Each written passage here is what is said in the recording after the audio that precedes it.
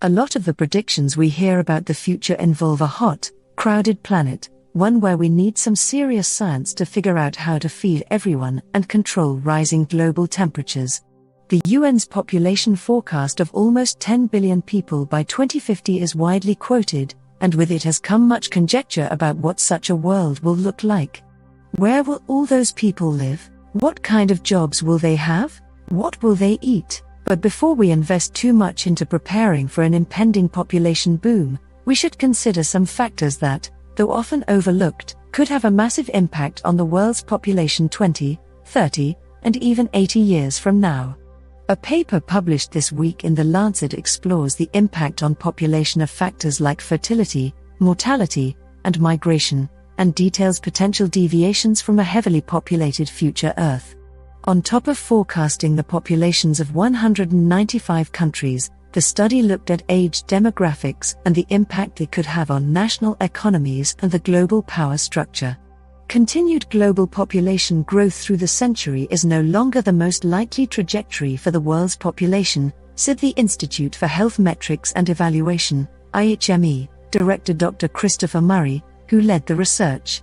This study provides governments of all countries an opportunity to start rethinking their policies on migration, workforces, and economic development to address the challenges presented by demographic change.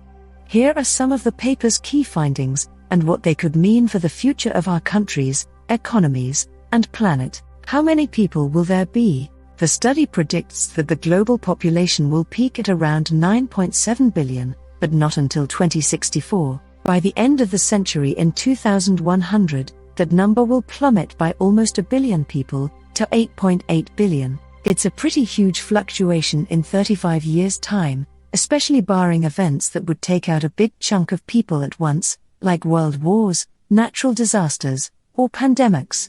According to the research, though, 23 countries will see their populations shrink by more than half, including Japan, Thailand, Italy, and Spain. The US would reach its projected peak of 364 million people in 2062, then fall to 336 million by 2100. This would make the US the world's fourth most populous country after India, Nigeria, and China, in that order, followed by Pakistan in fifth place. China's population is expected to shrink to 732 million by 2100, while Nigeria's is set to explode, more than tripling from its current 206 million to 791 million by 2100. Sub-Saharan Africa's total population is also forecast to triple, reaching 3.07 billion by 2100. How will the global economy change? The percentage of a country's population that's of working age, defined by the OECD as 15 to 64, has a significant impact on its economy. It's part of why China was able to spur such a massive change in its GDP and poverty rates in just 30 years. High birth rates before the country's one-child policy meant the opening of China's economy coincided perfectly with a huge working-age population. It's also why Japan's aging population could be called a demographic time bomb. The IHME study predicts major shifts in the global age structure, with far more old than young people by 2100. It estimates there'll be 2.37 billion people over 65 and only 1.7 billion under 20. Moreover, the countries with the most young people will be those that are currently poorer, and their large working-age populations should accelerate their GDP growth.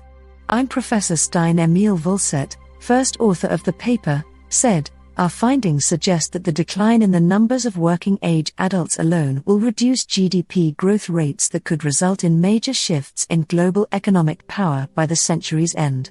At the moment, tensions between China and the West seem to be mounting, with multiple countries recently moving to ban Chinese companies like Huawei and TikTok. Meanwhile, China is steadily advancing in technologies like AI and genetic engineering.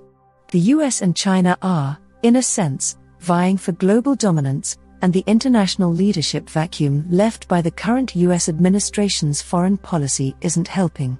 The study predicts China will overtake the US economically by 2035, but if the US maintains a liberal immigration policy, it will go back to having the world's biggest economy by 2098.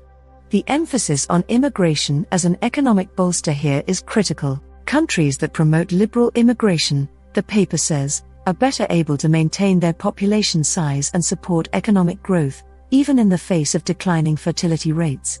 For high-income countries with below replacement fertility rates, the best solutions for sustaining current population levels, economic growth, and geopolitical security are open immigration policies and social policies supportive of families having their desired number of children, said Murray.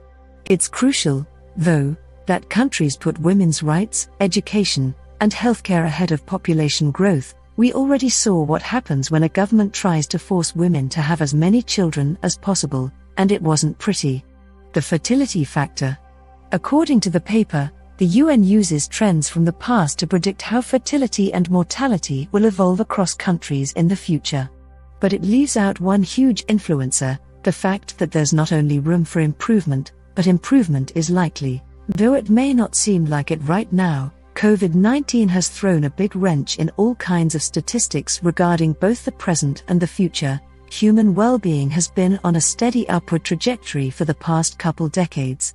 Infant and maternal mortality are down. Life expectancy is up, and gender equality is progressing. The widespread dissemination of technologies like smartphones, combined with government policies aimed at helping the most vulnerable, are lifting people out of poverty. These trends are likely to continue and even accelerate, and as further gains are made in gender equality and access to education, one of the biggest knock-on effects we'll see is fewer babies. At present, women in poor countries are far more likely than women in rich countries to start having babies young, and to have a lot of them. This is due to cultural factors, like marrying young, as well as lack of education and access to contraceptives. The IME research accounted for the likelihood that women will continue to have greater access to education and reproductive health services, and as a result will delay childbirth and have fewer kids.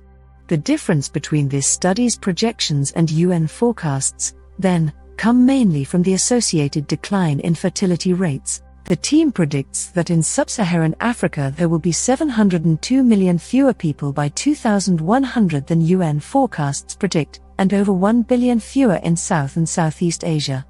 Less is more. Despite advances in technology that include bigger agricultural yields, cheaper manufacturing, and closely linked global supply chains, the resources available to us do have a limit, and fewer people means more resources per person. Looking again to China's example, the country was in part able to achieve its astounding economic growth and decline in extreme poverty due to its one-child policy. The Chinese population grew just 38% from 1980 to 2013, while India's grew by 84% and sub-Saharan Africa's by 147% in the same time period. Fewer mouths to feed means more food per mouth, more wealth per capita, and more people having their needs met. This applies on a global scale, too, and the paper's authors point out that their forecasts have positive implications for the environment, climate change, and food production, though they acknowledge the predictions could have negative implications for labor forces, economic growth, and social support systems in the countries with the biggest fertility declines. Humans are pretty good at adapting, though, whether learning to stay inside for 3 months straight to curb the spread of a disease or figuring out how to cope with a smaller working-age population, odds are, we'll manage. A lot can change between now and the year 2100, but from our current vantage point, having fewer than 10 billion people on Earth doesn't sound too bad. Thanks for watching. Please like and subscribe for more.